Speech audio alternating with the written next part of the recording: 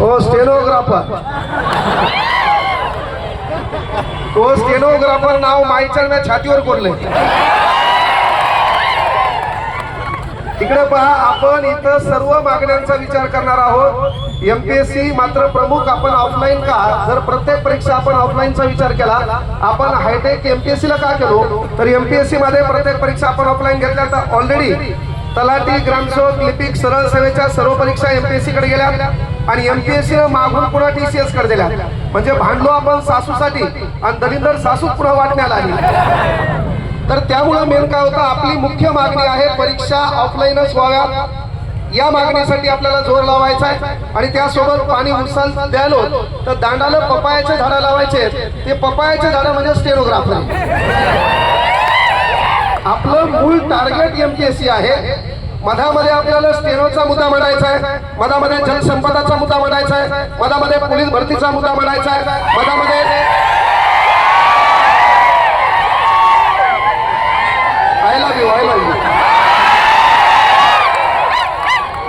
हे जे येत नाही हे आपल्या काळजाचा विषय. पोलीस भरती म्हणल्यावर तर माहिती आहे एकच माणूस आपल्याकडून बोलू शकते बाबा.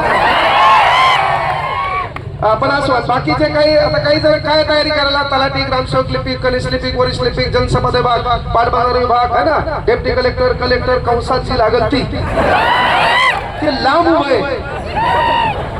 तर आपण सांगायचं तात्पर्य पाणी उचल द्यायला, दांडाला पपायाचे झाडं लावायचे. आपण क्या हुआ बरोबर. हा चला चला, तुम्ही अशा हवाबाजीत मोहा कार्यक्रम करणार हे,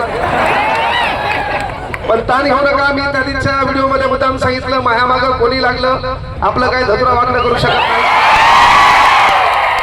त्याचं कारण सांगितलं होतं की माया मालकीची फॉर्च्युनर आहे, बायकोच्या नावावर थार आहे, बायकोला एक पंच घेऊन दिलेली आहे, अर्धा एकर शेती महामालकीची आहे, जीएसटी पक्क्यात आहे, बाकी धतुरा आपल्याकडे काही नाही.